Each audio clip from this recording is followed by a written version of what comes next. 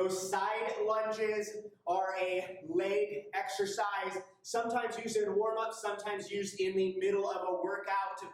They are going to be focusing on pretty much your entire leg here, your quads, hamstrings and glutes, as well as your adductors and abductors on the inside and the outside of those legs. This is a very precise movement in that there's a lot of little tweaks that you can do to kind of do this incorrectly. I'm going to really focus on going through those. I want you to perform these movements without any added weight to start with. You can always add in weight as you go, and I will show you different ways you can do that as well. So, first off, we're going to begin with those feet kind of hip distance apart. There's a couple different ways we can do this. We can do this to where we are going to be stepping out into that side lunge, or we can do what's called a stationary side lunge. Both of them are going to be side lunges. It's just going to change kind of your tempo throughout the movement based on which one you choose. Lower impact is going to be a stationary side lunge. A little bit more challenge working on explosive power is going to be that kind of moving side lunge. So during the demonstration, that was a moving side lunge. I'm going to step on out with my right leg. Nice and wide here. I'm going to bend that outside leg, keeping the center leg fairly straight, pushing my hips on back, getting down nice and low. I'm going to then come back up to center and then step out, do the same thing on that other side, nice and wide, bending that outside leg, pushing the hips back.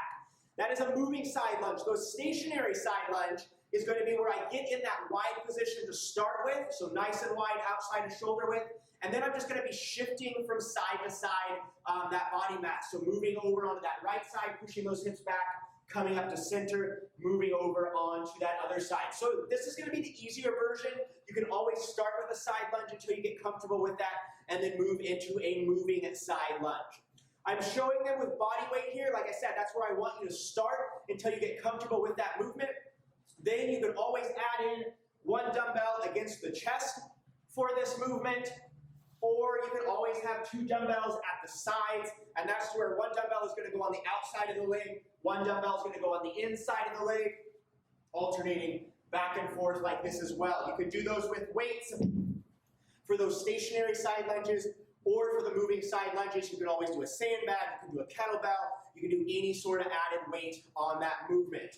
Let's focus on the main things you do wrong typically in this one. So this is where I said this movement can be very precise in that there's a lot of things you want to focus on to really get the correct form on here. First thing I see a lot of is not taking a wide enough step. So kind of stepping out like this, not very wide, and then pushing this outside knee out over that outside foot here to where it's coming out like this. We don't want that. We want that knee to be kind of directly over that foot and that ankle when we are stepping out and bending it down. So we want to make sure it's nice and wide here to where I'm down at the bottom. And I'm kind of in a, if you were to cut my body in half and you weren't looking at this side of the body at all, it would almost look like I'm at the bottom of a squat here. That knee position is kind of right over that foot and my hips are back. So that's the first main error on this one, not taking a wide enough step and making sure to check that knee position. The second biggest error I see on this one is that other leg that's not bending. A lot of times people will want to kind of bend it instead of keeping it straight.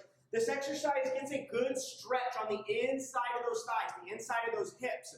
We want to make sure that we're keeping that center leg when we step on out straight and planted and just bending this outside leg. So you should feel a really good stretch on the inside of that left thigh as that right leg is bending. Like I said, a lot of times I see this leg kind of want to bend like this or collapse on in.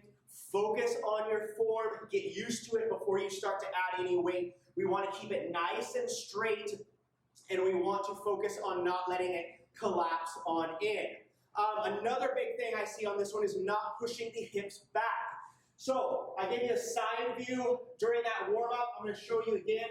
When I step out into that side lunge, I'm going to push my hips back just like I would in a squat. So pushing back with those hips, sitting back into that kind of squat position with that right leg. That's going to make sure I'm focusing on putting the pressure on those muscles, and I'm not putting it kind of all on my knee joint for this one. So common error, like I said, not pushing those hips back, so instead kind of hinging on over like this. I'm now transferring all my weight kind of forward onto that right knee. I don't want to do that.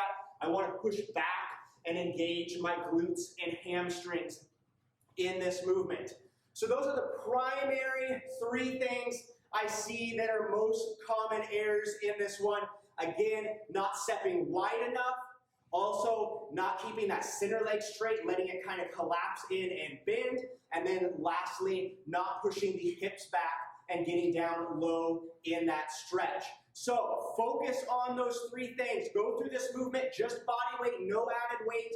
Get used to this movement until you're focusing on, or until you're feeling it in the correct areas, which should be the inside of that leg that is staying straight, and the glutes, hamstrings, and quad in that leg that is bending. And then once you feel comfortable with it, start adding in that weight and challenging yourself if it is one of your strength moves in that workout.